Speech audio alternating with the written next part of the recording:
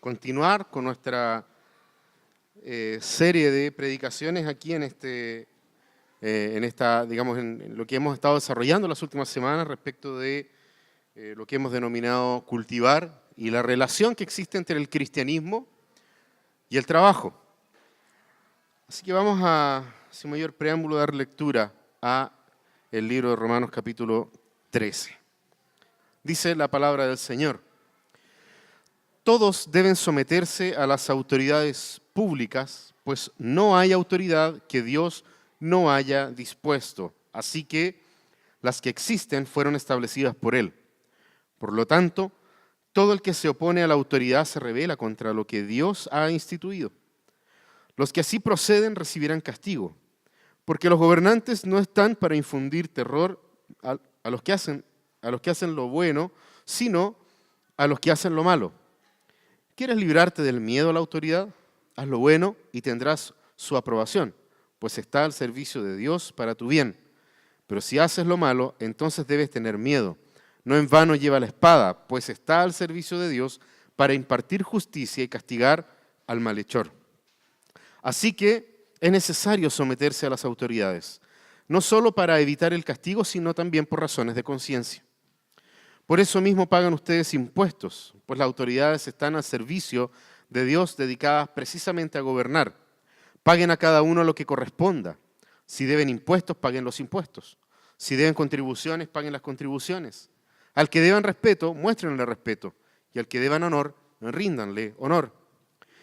No tengan deudas pendientes con nadie, a no ser la de amarse unos a otros. De hecho, quien ama al prójimo ha cumplido la ley. Porque los mandamientos que dicen no cometas adulterio, no mates, no robes, no codicies y todos los demás mandamientos se resumen en este precepto: ama a tu prójimo como a ti mismo. El amor no perjudica al prójimo, así que el amor es el cumplimiento de la ley. Hagan todo esto estando conscientes del tiempo en que vivimos. Ya es hora de que despierten del sueño, pues nuestra salvación está ahora más cerca de cuando inicialmente creímos. La noche está muy avanzada y ya se acerca el día. Por eso, dejemos a un lado las obras de la oscuridad y pongámonos la armadura de la luz.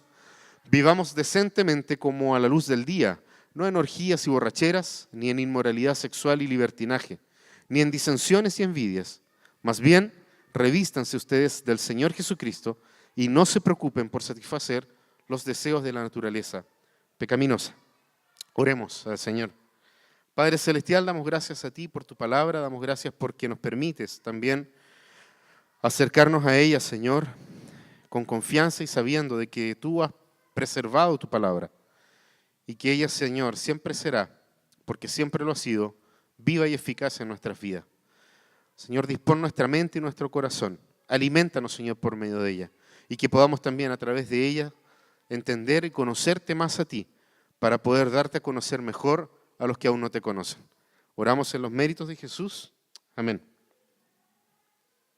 Hasta aquí nosotros hemos estado viendo o hemos estado desarrollando de una u otra manera los tres aspectos que se hablaron al comienzo de esta serie y que tenían que ver con esta triada, por ponerle un nombre, o estos tres principios que deberían regir el pensamiento cristiano.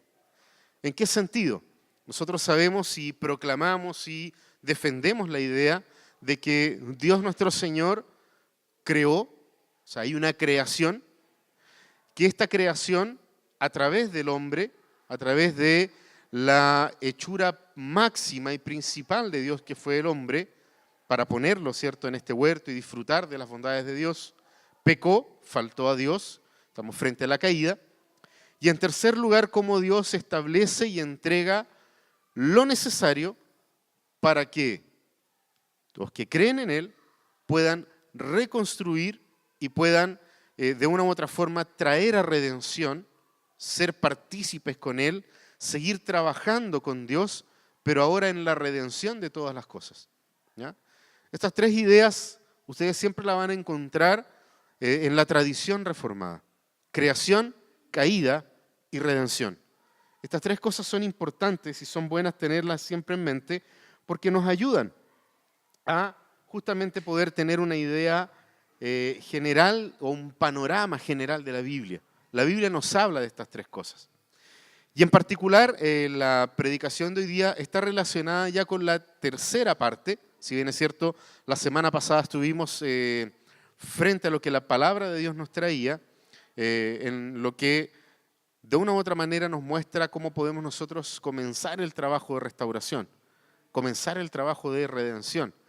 Y que Dios nos daba, por ejemplo, la oportunidad de vivir y habitar en la ciudad. Esta idea de la ciudad de Dios en medio de la ciudad de los hombres. Jonathan nos hablaba de cómo en Babilonia, por ejemplo, se establece esta idea de decir podemos ser igual que Dios. ¿Ya? Podemos nosotros alcanzar a Dios y alcanzar nuestra propia fama, es lo que dice justamente Babilonia, a través de la Torre de Babel. Pero no nos olvidemos también de que anterior a Babilonia nosotros tenemos la ciudad construida por Caín, que es una ciudad que le pone por nombre el nombre de su hijo, y en esa ciudad es, por ejemplo, en el primer lugar en donde un hombre dice, se me ocurrió tener 2 mujeres.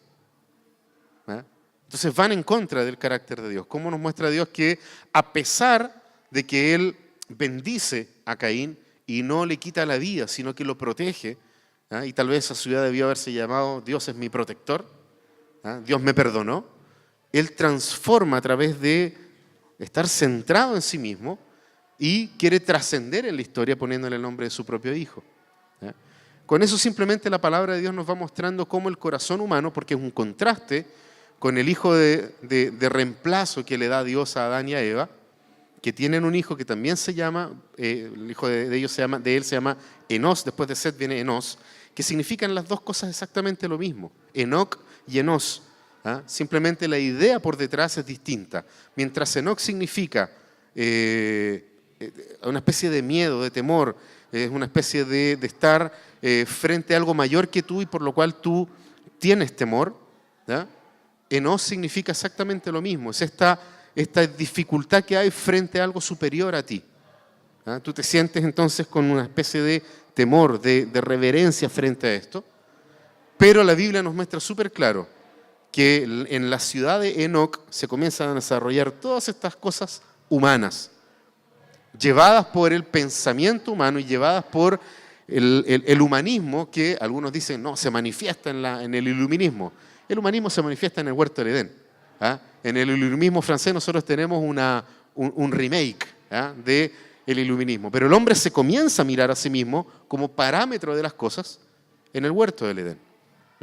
Y por otro lado, este enos también significa esta como debilidad, como este asunto menor, pero dice la Biblia que desde ese lugar comenzaron a invocar el nombre de Dios. El contraste está ahí. Moisés lo deja como un contraste y a través de esta ciudad que se forma y que se va replicando después, donde nosotros tenemos Babel y todas las ciudades que podemos encontrar en la Escritura, el Señor nos manda a Jeremías, que fue lo que vimos la semana pasada, y en Jeremías entonces Dios nos dice, ustedes, pueblo de Dios, los que han sido llamados por Dios, habiten esta ciudad, estén en este lugar. No van a estar poco tiempo, sino que van a estar un tiempo perfecto, un tiempo que yo establecí para ustedes. Y en este tiempo, les dice Dios por medio de Jeremías, habiten sus casas, construyanlas, tengan hijos, tengan nietos. Son muy pocos los que vuelven de la diáspora a habitar Jerusalén. Son muy poquititos. De hecho, el relato bíblico dice que cuando ellos ven la ciudad, lloraron. Los más viejitos, podrían haber tenido 80 años, calculando así a la rápida. Si tuvieron 70 años en el exilio, y supongamos que salieron con 15, 20 años los más digamos, padres de familia, jóvenes que salieron a la diáspora, tienen que haber vuelto con unos 80 años. Miraron Jerusalén y dijeron, esta no es la gloria de Dios. Es muy inferior a lo que nosotros vimos. Es muy inferior a lo que nosotros estábamos acostumbrados. Pero a pesar de eso, el tiempo que estuvieron en Babilonia fue un tiempo que Dios estableció para ellos.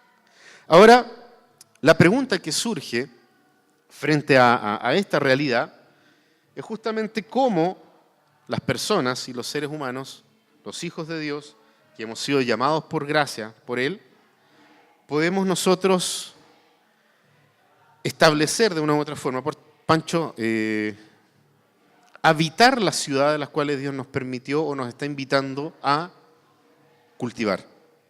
Nosotros hablamos de que podemos cultivar en el jardín, podemos cultivar en el desierto, el llamado de Dios a esto, a cultivar en la ciudad, pero ahora viene el hecho de cómo nos quedamos entonces en este lugar, de cómo nosotros establecemos raíces en este lugar, de cómo nosotros cultivamos, pero habitando la ciudad. ¿Por qué? Porque la tentación de salir es siempre latente. La tentación de dejar lo pecaminoso para no caer en tentación está siempre ahí. Y es muy interesante ver, por ejemplo, cómo Jesucristo se le plantea, cuando Él mismo es tentado por Satanás, se le lleva exactamente a lo mismo, a lo propio, a lo humano, cuando le dicen, si tienes hambre, haz que estas piedras se conviertan en pan. Solo está haciendo a Jesús decirle, preocúpate de ti. Está buscando tentarlo de la misma forma, pobrecito de mí, que tengo hambre. Pero también después lo lleva a ver el tema en todo lo que los rodea, y lo que rodeaba la ciudad era el desierto, y ahí estaba entonces Satanás diciendo, aquí están todas estas cosas, y luego lo lleva a la ciudad. Y en la ciudad le dice, del edificio más alto, lánzate, porque la Biblia dice que va a resguardarte. Nosotros vemos como Jesús, siendo tentado en esto, Él permanece en la ciudad. Ojo, en el desierto Él fue sometido a tentación, pero era asistido por los ángeles. Y no obstante de aquello, y que llega hasta la ciudad y ve el mal de la ciudad, y Satanás le ofrece el poderío de la ciudad, la actitud de Jesucristo es otra. La actitud de Jesucristo es volver y comenzar su ministerio habitando la ciudad. Jesucristo iba de ciudad en ciudad, de pueblo en pueblo, estableciendo el reino de los cielos en todos estos lugares. ¿Ya? Y es desde esta perspectiva, gracias Rodrigo, es de esta perspectiva que Pablo nos comienza a hablar. ¿Ya? Y es muy interesante cómo lo plantea él. ¿Por qué? Porque nos está invitando el apóstol Pablo en este relato que leímos nosotros de Romanos a valorar la vida comunitaria en la ciudad donde Dios nos ha permitido vivir. A valorar la vida social en el país en donde Dios nos ha colocado a vivir. Porque sabemos y reconocemos que no estamos viviendo en Santiago de Chile simplemente por nuestras decisiones. Dios nos ha permitido estar en este lugar. Él ha permitido que nazcas en la familia y en las condiciones que Él ha querido para ponerte a vivir en medio de una ciudad como Santiago de Chile. Dios ha movilizado tu vida y las cosas que ocurren a tu alrededor para traerte a vivir a una ciudad como Santiago de Chile. De ahí entonces la idea del apóstol Pablo de poder contarnos a nosotros y poder invitarnos a que tengamos justamente cada uno de nosotros en mente el cómo nosotros podemos habitar nuestras ciudades para construir el Shalom de Dios, que es lo que se nos había estado, o lo que se nos invitó la semana pasada. Cómo nosotros habitamos nuestras ciudades para construir el Shalom de Dios. Y eso es lo que pudimos leer ahí en el libro de Romanos, en el capítulo 13. Lo primero que yo quiero invitarlos hoy día a reflexionar es en que de una u otra forma el texto nos muestra tres momentos o tres tiempos o tres actitudes distintas que el creyente justificado debiese trabajar por ello. En el contexto del libro de Romanos, Pablo en el capítulo anterior, en el capítulo 12, nos ha estado hablando de la importancia del amor y la preponderancia del amor. ¿Ya? Y en el capítulo 12 nos habla justamente de despojarnos de nosotros mismos para justamente amar de una forma que no estamos acostumbrados a amar. Nos está haciendo la invitación a amar de la manera en que Dios ama.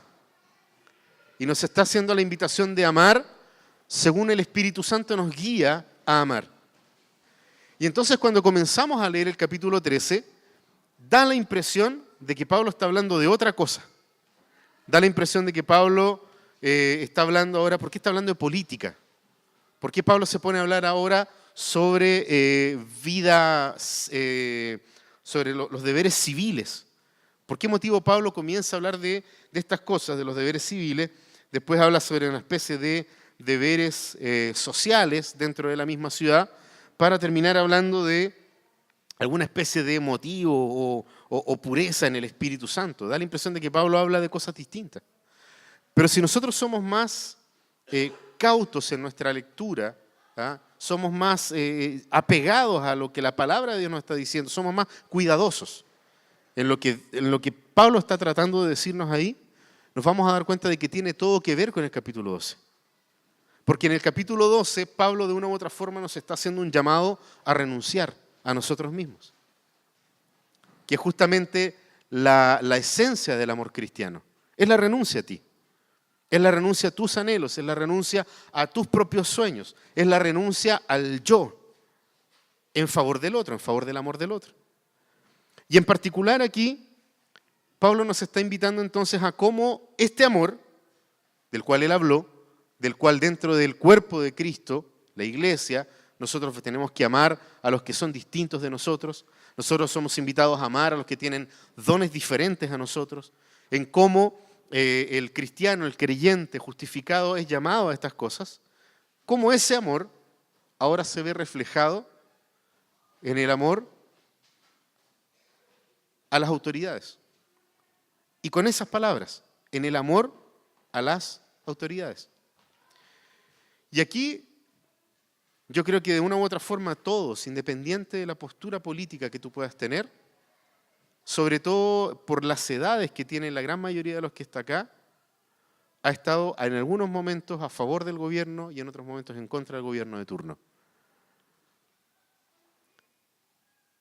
Se oye mucho en muchas personas, sobre todo jóvenes, sobre todo aquellos que probablemente todavía no nacían en el momento en que se gana la democracia de vuelta al país, a muchas personas decir, si está este u otro presidente, decir, ese no es mi presidente, yo no voté por él.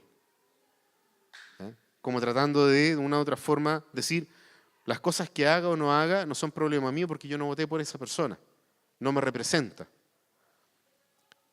Pero cuando entendemos un sistema democrático, nos damos cuenta de que puede no gustarte, pero te representa igual. El nombre primer mandatario viene justamente porque es la persona que debe ser el primero en estar al servicio del país. Independiente de que si es de tu gusto o no. Eso es otra cosa, eso no tiene que ver con la idea de lo que es la democracia. Y de cómo en democracia se vota por alguien y que puedes perder esa votación. Y el principio del voto perdido te indica a ti a qué. Ok, perdí mi voto. ¿Sí? Y da lo mismo si gané un buen o mal presidente. Pero ganamos una democracia, ganamos en la continuación de un acto que, por lo menos en Chile, estuvo suspendido y estuvo imposibilitado de hacerse durante 17 años. Entonces, ojo con eso, porque Pablo nos va a hablar duro respecto de eso, de lo que acabamos de leer. ¿Ah? Porque justamente lo que Pablo busca es mostrar cuál debe ser la actitud del creyente justificado. ¿Ah? Y hago énfasis en esas dos palabras, creyente, justificado. En el creyente justificado, ¿cuál debe ser la actitud entonces frente a las autoridades? Nosotros podemos ver en la primera parte que va de los versículos 1 al 7, y ahí los invito a que tengan sus Biblias también en la mano. Nosotros tenemos que hacer, sobre todo en esta parte, que probablemente es la más compleja del capítulo número 13, por lo que refiere o por lo que Pablo está queriendo decir. Cómo nosotros ahora, viviendo en la ciudad, habitando en la ciudad, trabajando en la ciudad, podemos entonces ejercer nuestra función como hijos de Dios hacia las autoridades. Lo primero que nosotros podemos ver ahí es que Pablo, si bien es cierto, están al final del versículo 7, pero están al final, en la literatura de Pablo muchas veces coloca algunos asuntos al final de un texto para justamente dar énfasis en algunas cosas. ¿Ya? La forma de escribir que tiene Pablo es bastante curiosa y no digamos que cambia, pero se manifiesta de maneras distintas en la medida en que Pablo también va madurando en la fe. ¿Ah? Las primeras cartas son muy distintas a las últimas. Y en particular en esta, Pablo le está escribiendo a la iglesia en Roma, Pablo nos pide o nos dice que la actitud del creyente justificado tiene que tener ciertos deberes en consideración. ¿Ya? Y fíjense que nos menciona 4: tributo, impuesto, respeto y honra. Ahí, en esos 4, se resumen lo que Pablo habló del versículo 1 al 6. Él nos dice, paguen a cada uno lo que corresponda. Si deben impuestos, paguen sus impuestos. Si deben contribución, paguen las contribuciones. Al que le deban respeto, muestren respeto. Y al que deban honor, ríndanle honor. Entonces aquí es la primera bofetada que recibimos de Pablo. ¿Eh? Por lo mismo que yo les estaba diciendo recién. Puede que a ti no te guste el gobierno de la nueva mayoría. Puede que de tu corazón emerjan palabras como, esta es la nueva pillería, ¿eh? Que tu boca pronuncie palabras como, esta guatona no me representa. Y déjame decirte que estás en falta con Dios cuando dices eso. Déjame decirte que estás pecando en contra de Dios cuando te refieres así. Yo mismo he tenido que pedir perdón a Dios cuando lo he hecho. Cuando he tratado al presidente Sebastián Piñera de un ladrón. Independiente a la actitud moral, porque lo vamos a ver ahora. ¿Ah? Fue puesto por Dios en ese lugar. Y no nos olvidemos que la Biblia nos dice que Dios pone y saca gobernantes para bien o para mal de un país. Según sus designios y según su propia voluntad. Pero por eso digo, la primera bofetada que recibimos de Pablo es esta. Si en algún momento tú has proferido palabras en contra de tus gobernantes, déjame decirte, estás en pecado, arrepiéntete. Pero es que Jano, él tiene pensamientos raros y aprobaron la ley de aborto, entonces son todos unos malditos bastardos. Fíjate lo que dice, al que debas tributo, impuesto, honra, al que debas respeto, hazlo. Y todos esos políticos que votaron a favor de la ley del aborto fueron puestos por Dios por algo, para bien o para mal de un país. Puedes no estar de acuerdo, podemos llorar y lamentar lo que ocurrió, pero debemos respeto a nuestras autoridades. Y eso es lo que el cristiano, el creyente justificado, debe mostrar. Eso ya es difícil. De partida Pablo nos está colocando una dificultad. Y vamos a ver por qué para Pablo tampoco fue fácil. Y por lo tanto lo que él está escribiendo es algo que no puede venir de otra fuente, sino que del Espíritu Santo del Señor. ¿Sí? Lo siguiente que nosotros podemos ver acá es que Pablo no aboga por ninguna forma de gobierno. Pablo no dice, rindan tributo, rindan impuesto, respeto y honra, solo cuando volvamos a ser la nación poderosa de Israel. Solo cuando Yeshua tome el control de todas las cosas. Pablo nos dice, mira, en una democracia representativa, haz esto. Pero si es una represión como la de Nicolás Maduro, entonces no. Ahí no. Y ojo, todavía no estoy hablando si el gobierno es bueno, es malo, cómo se puede protestar o no, si podemos levantar la voz o no. Simplemente estoy mostrando los hechos que la palabra de Dios nos está mostrando, y la palabra de Dios nos dice que Pablo no aboga por ninguna forma de gobierno en particular. Él nos está diciendo, cuando el gobierno sea de esta forma, entonces cumplan con esto. Ojo, Pablo le está escribiendo a la iglesia en Roma, capital del Imperio Romano, en el primer siglo después de Cristo. ¿Sí? Entonces, ojo con eso. ¿Ya? Tratemos de pensar cómo era, tratemos de acordarnos, aunque sea de las clases de historia y geografía, historia universal, cuando se nos decía cómo era Roma. ¿Ya? ¿Alguna vez han ido a un festín a la romana? ¿Ya? Paga un precio único y come todo lo que quieras. ¿Ya? Algunos anhelarían tener vomitorios de nuevo para poder ir y seguir comiendo y seguir tomando. ¿Ya? Porque eso era Roma en los tiempos en que Pablo está escribiendo. Era un descontrol total. Mientras paguen impuestos, todo bien. ¿Ah? Mientras los pueblos cercanos paguen sus impuestos, hagan lo que se les antoje, nos da lo mismo. Pero mientras el bolsillo del Estado esté lleno, nosotros los dejamos hacer lo que quieran. Mientras no se levanten en contra del emperador, hagan lo que se les ocurra. Nos da lo mismo. Total, free will. ¿Ah? Libertad absoluta. ¿Ah? Tus propios deseos y anhelos, cumple con tus objetivos. Sueña lo que quieras y hazlo. Eso era el Imperio Romano en los momentos en que Pablo está escribiendo esta carta. Y Pablo dice acá que no está abogando por una forma de gobierno en particular. Lo siguiente que Pablo nos indica en los primeros versículos del capítulo 13, nos habla sobre lealtad a las autoridades y a las personas que Dios ha colocado como a presidir nuestras ciudades, nuestros países, en este caso de él, el imperio. ¿Ah? Y es una lealtad que, ojo, no rechaza, por un lado, los esfuerzos para mejorar. Tampoco tenemos que tener una idea equivocada de esto. ¿Ah? No es que se instaló, se puso, entonces no podemos hacer nada. Simplemente nos queda orar. Pablo no nos está hablando de que simplemente nos queda orar. ¿Ah? Porque si ustedes se fijan en los versículos que nosotros estamos viendo, dice que efectivamente los gobernantes están ahí, pero fíjense que Dios los pone en ese lugar para poder castigar lo malo y, por otro lado, fomentar lo bueno. ¿Sí? Entonces la idea de Pablo en esta parte del libro de Romanos, en estos primeros versículos del capítulo 13, está buscando de que el cristiano, que el creyente justificado tome una posición respecto de esto. Entonces Pablo, fíjense, capítulo 12, ¿qué es lo que nos estaba hablando? En el capítulo 12 nos hablaba de hacer sacrificios vivos, renuncia a mí mismo, amar por sobre todas las cosas. ¿Ya?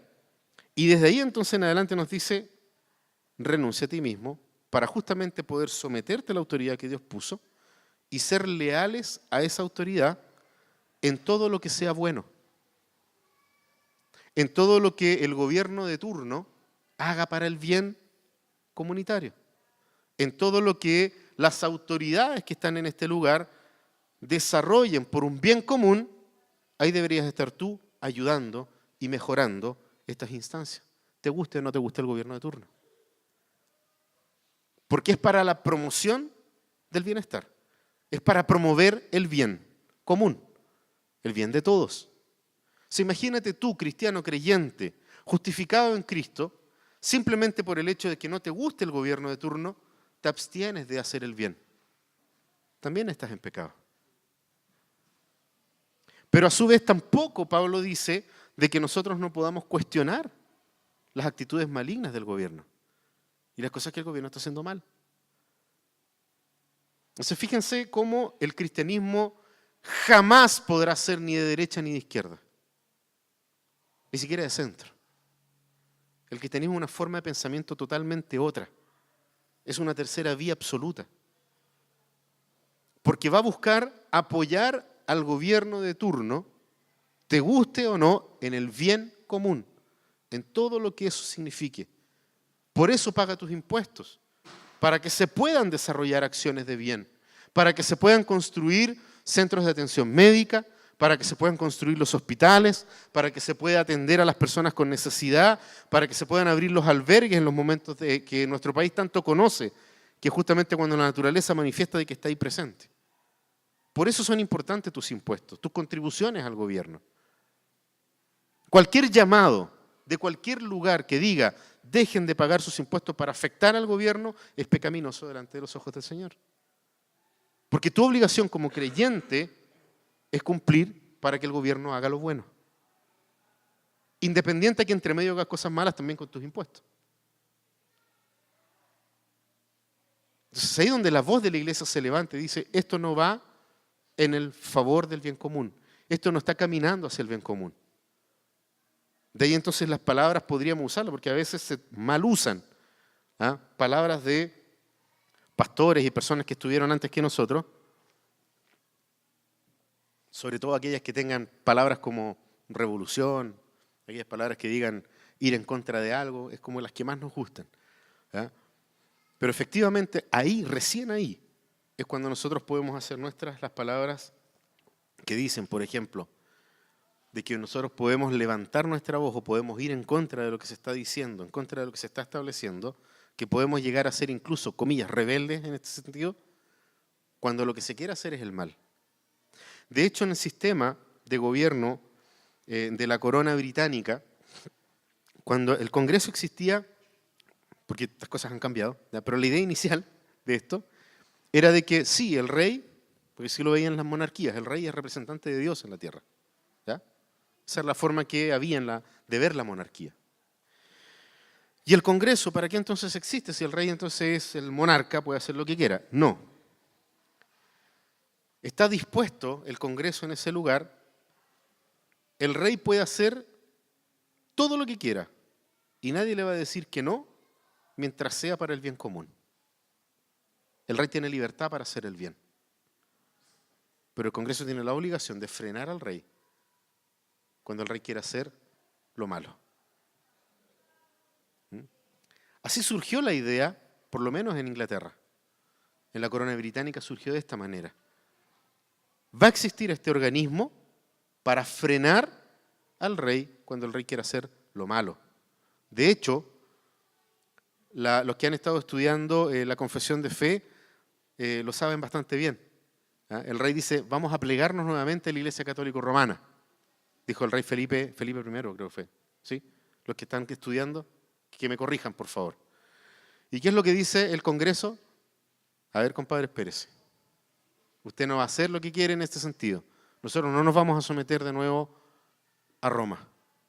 Entonces citan a los teólogos a la abadía de Westminster para poder desarrollar un documento que le demuestre al rey, a través de las escrituras, que está equivocado. Y surge entonces así la confesión de fe de Westminster. ¿Para qué? Para frenar al rey en hacer lo malo. Y darle libertad para hacer el bien. Si nosotros vemos eso acá, la lealtad nuestra al gobierno de turno, si te guste o no, eso es otra cosa. Pero justamente para poder mejorar, hacer esfuerzos por hacer el bien. Pero al mismo tiempo, decir eso no está bien cuando se está apuntando hacia lo malo. Pero eso no quita el que tú tengas que pagar tus impuestos. Eso no quita a que tú digas, entonces, el sistema de transporte público es malo, no paguemos. No es algo que un cristiano deba hacer, según lo que Pablo nos está mostrando acá. Porque eso desestabiliza de una u otra forma también un sistema que es malo, reconozcamos que es malo. ¿Ya? El sistema de transporte público de Santiago es horrible. ¿Se ha mejorado? Sí. ¿Se acuerdan ustedes del primer día del Transantiago? Lo caótico que fue. ¿A alguien le tocó andar en micro ese día? A mí me tocó andar en micro, fue terrible. ¿Ya? Uno no sabía para dónde ir, cuáles eran las micros, la escoba. Al final, caminando. Casi toda la gente empezó a caminar. ¿Ya? Entonces, si nosotros vemos, porque uno dice, no, que vuelvan las amarillas. Las amarillas eran malas, compadre. Igual eran malas. Ese sistema era malo. Los locos competían, las micros chocaban, nadie te pescaba. Los tipos, con el Nico conversamos, creo, eso el otro día. Nos decía, iba típico en la noche por la Alameda, iba una micro que iba haciendo su recorrido, iba la pirata al lado. ¿Se acuerdan de eso? Cuando las piratas competían con las amarillas, ¿cómo no va a ser malo eso? Entonces, claramente lo que tenemos ahora es mejor que eso, pero sigue siendo insuficiente. Independiente del gobierno que pueda estar puesto por Dios, ojo, puesto por Dios, tú tienes toda la libertad para poder abrazar las cosas positivas y esforzarte y trabajar, tal vez desde tu trabajo, poder hacer algo para que esto sea mejor, para el bienestar común. Lo que no quita, como bien dice ahí, el cuestionar cuando las cosas se están haciendo mal. Lo otro, porfa, Pancho. Esta lealtad debe ser a pesar de la índole moral del funcionario público. Ojo acá, Pablo está pidiendo lealtad a Nerón. ¿Ustedes cachan quién es Nerón? ¿Qué se acuerdan de Nerón? A ver, porfa, quiero escuchar. ¿Cuál es una de las cosas por las cuales recordamos a Nerón? Que alguien lo diga, porfa. ¿Ah? ¿Ya? ¿Qué otra cosa que recordemos de Nerón? Incendió Roma. ¿Y a quién le echó la culpa? A los cristianos le echó la culpa. A ese compadre Pablo pide lealtad. ¿Se dan cuenta cómo no importa la moral del individuo que está en el gobierno? Dios nos exige lealtad, sumisión, porque fueron establecidos por Dios, para bien o para mal. Es difícil ser cristiano. Es súper complicado ser cristiano. Ojo, Jesús lo advirtió, Jesús dijo, aquí el que me quiere seguir tiene que sentarse y pensar si realmente quiere caminar este camino. Jesús lo pone así, dice, es como un hombre que va a construir un edificio y primero se sienta a evaluar si es que tiene los recursos para hacerlo, porque si no se va a quedar a medio camino con la construcción. Es difícil ser cristiano, es difícil ser creyente, porque fíjense en lo que nos está diciendo Pablo, ¿ya? Nuestros deberes permanentes, no se abanderiza Por favor, hermanos en Cristo, rechacen a cualquier persona que les diga banderícense por este. En conciencia, cada uno de ustedes, según los valores que tengan, y a la luz de la Escritura, voten para estas votaciones. Pero no permitan que nadie les venga a decir por quién tienen que hacerlo. No importa si ahí el que está al lado tuyo probablemente va a votar por uno contrario a ti. Algunos van a votar por Piñera, otros van a votar por Guillermo, otros van a votar por Kast. Hermanos en Cristo, votemos pidiendo y rogando a Dios primero perdón por lo que vamos a hacer. C.S. Lewis dice en uno de sus libros que la opción del mal menor de una u otra forma no cunde. Él dice, no existe esta idea del mal menor, porque todo mal es mal. Entonces C.S. Lewis agrega y dice, entonces cuando haya que votar, votemos pidiéndole perdón a Dios. Señor, voy a votar por Piñera, perdóname por votar por Piñera. Señor, voy a votar por Kast, perdóname por lo que estoy haciendo. Señor, voy a votar por Guillermo, perdóname porque voy a votar por Guillermo. Por el que sea. Porque de verdad ninguno representa los principios del cristianismo. Ninguno. Ninguno. Analicen los programas de gobierno. Porque mientras se defiende a la familia y los principios morales de la cintura para abajo, se oprime al trabajador. Se sostiene una forma de economía nociva para la humanidad. Y por el otro lado, mientras se defienden los derechos, las libertades, y todo lo que sea unismo, feminismo, comunismo, todos los ismos, se pisotean los principios fundamentales de la vida cristiana. Como diría Kuyper, ni derecha ni izquierda. ¿Sí? Kuyper es un pensador del siglo XIX. Ni derecha ni izquierda, dice él. Porque en el mismo momento ambos se separaron de Dios, en el iluminismo francés. Cuando dijeron los que estén de acuerdo para allá, los que estén para el otro lado, y ahí se separaron izquierda y derecha. Pero ambos salieron de la misma idea. No queremos ni rey ni Dios. Podemos hacerlo por nosotros mismos. A eso nos invita Pablo. Nos invita al tercer camino, a la tercera vía. A cómo nosotros podemos cultivar a través de nuestro propio trabajo. ¿Hay alguno de ustedes que trabaje en el gobierno acá? ¿Para algún estamento estatal o algo parecido? ¿No? O sea, acá todos son libres de eso. ¿Ya? En cierto sentido, porque de una u otra forma todos trabajamos también para el gobierno a través de nuestros impuestos. ¿Ya? Al momento de pagar, pidan sus boletas. ¿Ya?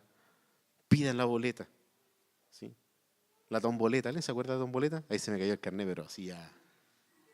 ¿Ya? Los que más se rieron se acuerdan. Ya. Siguiente, porfa, Pancho. Y lo último, sin ser rebeldes uno puede negarse a hacer lo malo. Sin ser rebeldes uno se puede negar a hacer lo malo.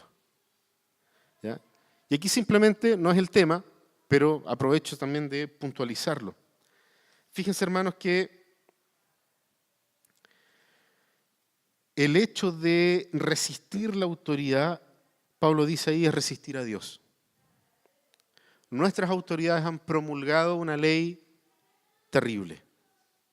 ¿Ya? Una ley que, por un lado, algunos lo defienden esto diciendo ya no se va a estigmatizar a la mujer que aborta por ciertos motivos.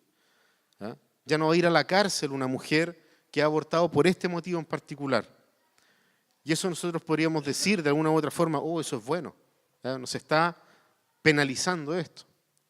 Pero sabemos que en el fondo las tres causales no es lo que se busca. Lo que se busca realmente es un aborto libre en cualquier momento, cuando la persona quiera. Y eso se va a financiar con tus impuestos. ¿Ya? Entonces tú puedes decir aquí, yo estoy en contra de esto. Pero Pablo nos vuelve a insistir, no por eso vas a dejar de pagar tus impuestos. ¿Cuál es el punto aquí?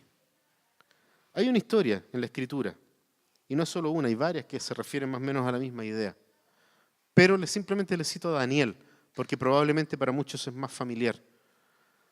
Se elaboró un edicto que todos tenían que cumplir.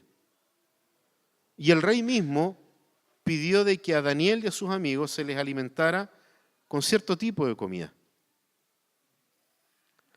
Y Daniel, cuando vio de que eran comidas que iban en contra de lo que Dios quería, Daniel dijo, yo no voy a comer. Pero la actitud de Daniel no fue revolución, no comeré y moriré de hambre por causa de esto. Daniel fue rebelde, Daniel se negó a hacer lo malo sin ser rebelde. ¿Por qué? Porque Daniel se acerca donde el compadre que le daba la comida y le dice, loco, por conciencia yo no lo voy a hacer. Pero para que tú no tengas problemas, dame a comer legumbre. Ahí tengo alimento suficiente y voy a poder estar bien. Daniel, sin ser rebelde, se negó a hacer lo malo. El desafío para nosotros, iglesia, hoy, es ser Danieles, que sin ser rebeldes nos neguemos a hacer lo malo. Y lo que Pablo nos está diciendo acá nos muestra alguna forma. ¿No estás de acuerdo? Perfecto que no estés de acuerdo. Qué bueno que no estés de acuerdo. Pero paga tus impuestos igual.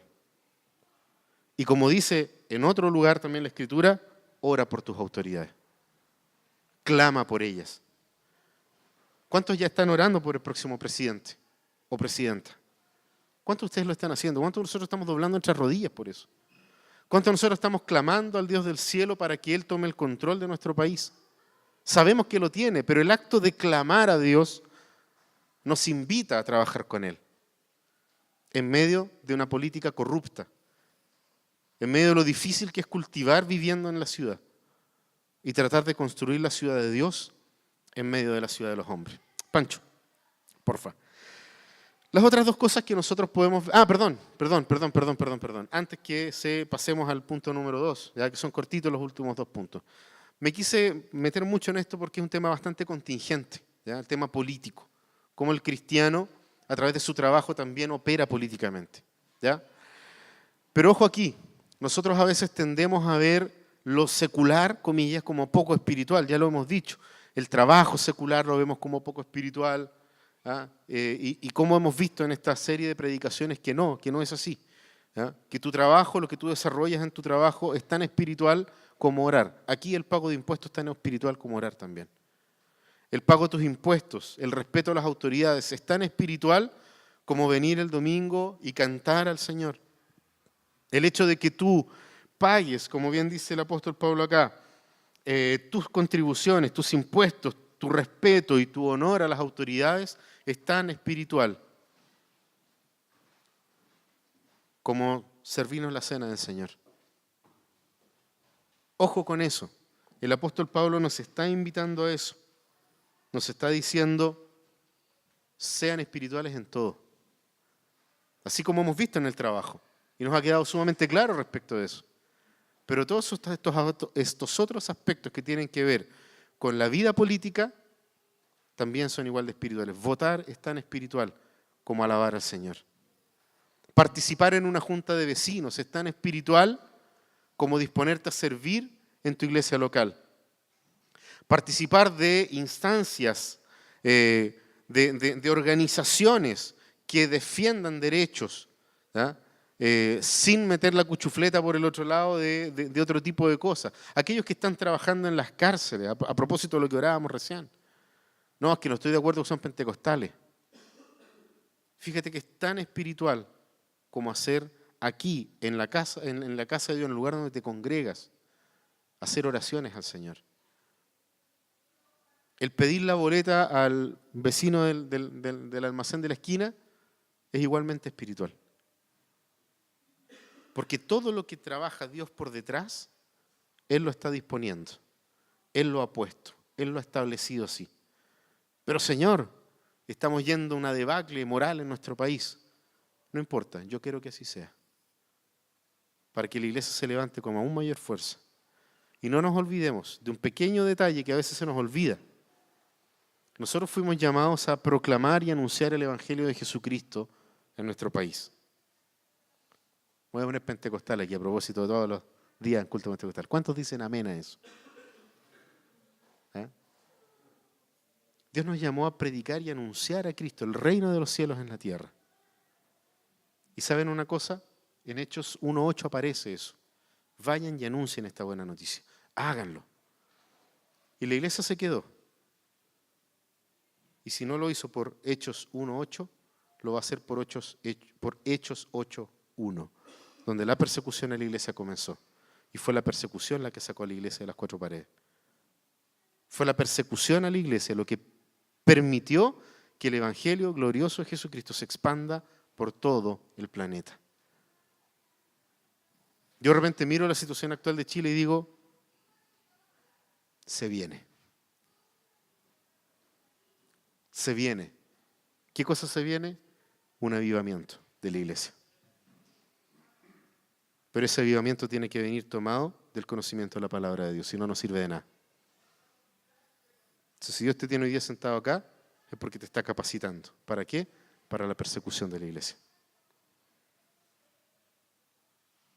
O sea, aferrémonos al Espíritu Santo de nuestro Señor, porque Él es el que nos va a permitir superar cualquier situación, porque quedó de estar con nosotros hasta que Cristo vuelva.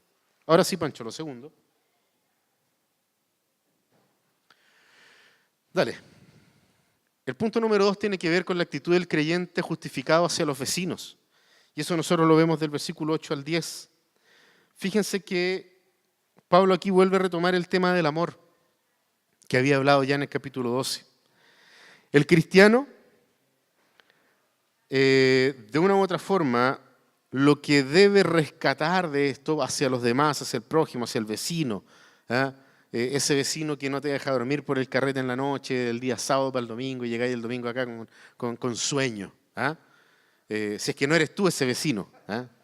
Si eres tú, hermano, celebra hasta menos tarde. Pero ¿qué es lo que nos dice Pablo? Que el principio que debe regir la reacción, lo que el cristiano desarrolla hacia, y lo voy a decir así, hacia sus compatriotas.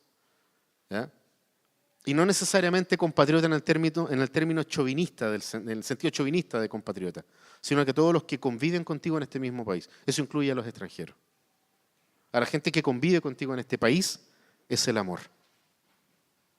Pero es el amor a Dios que se refleja en el amor al prójimo. Fíjense en cómo lo dice Pablo en estos versículos.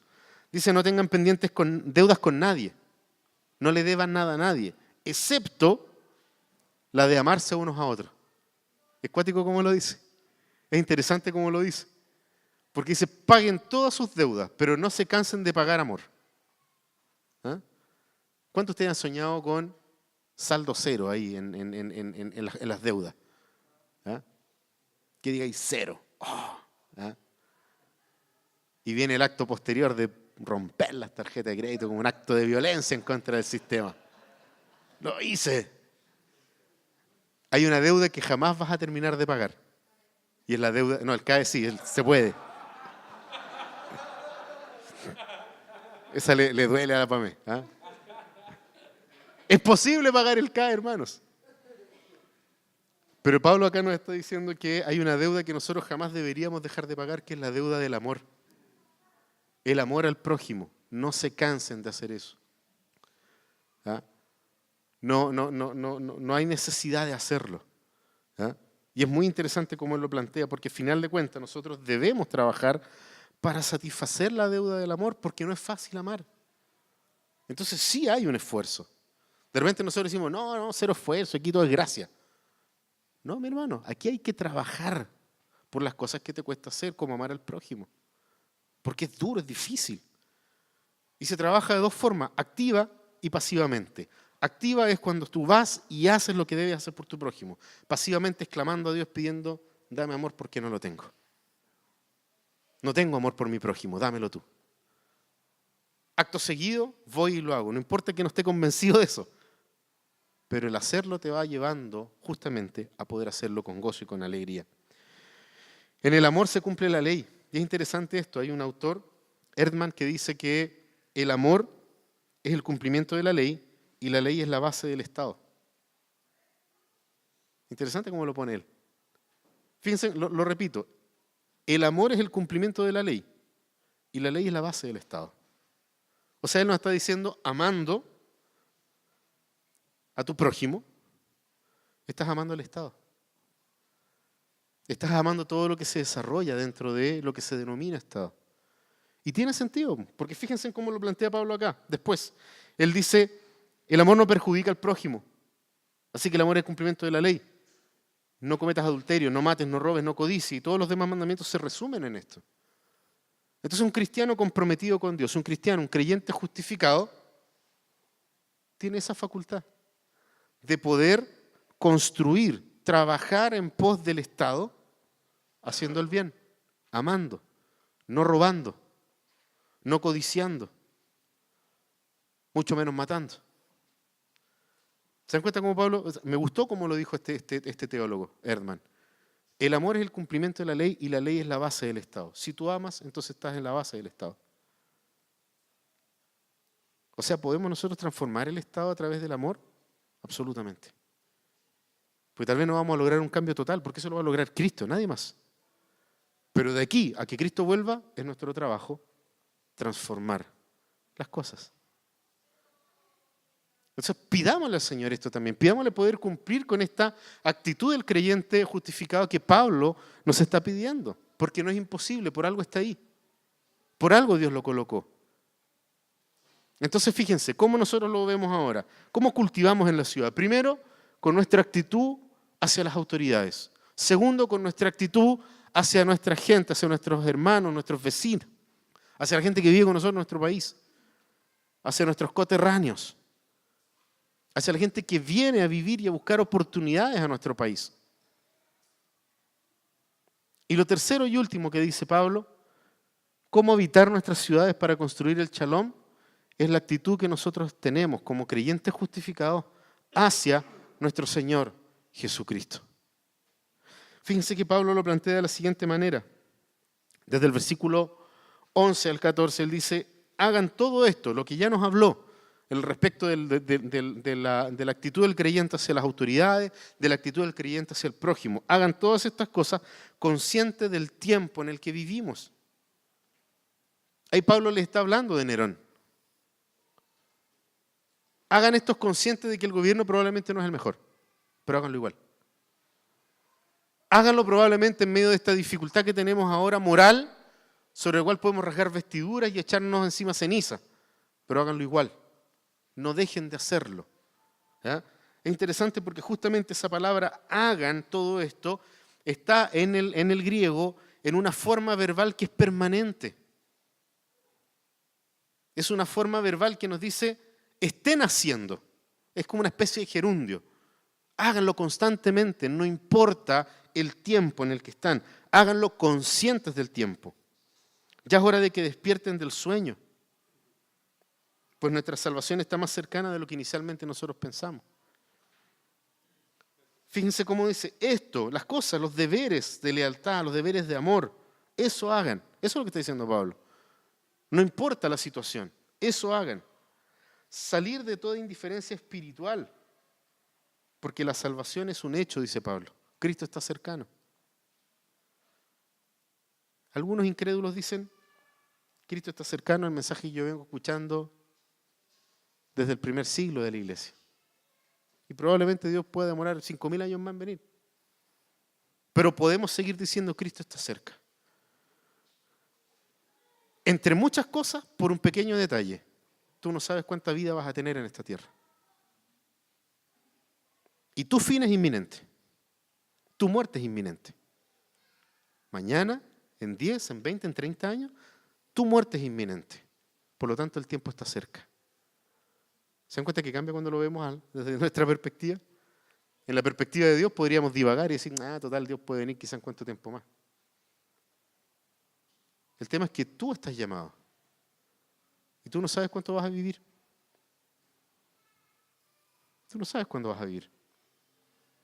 El pastor Caleb Fernández de la Iglesia Presbiteriana del Paraíso tuvo un accidente grave en la semana.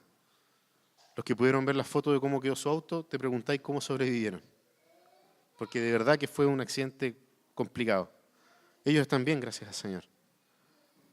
Pero a mí de nuevo me hizo pensar, justamente reflexionando en esta parte de mi estudio para poder hoy día estar frente a ustedes. ¿Cuánto tiempo tienes tú para poder hacer esto?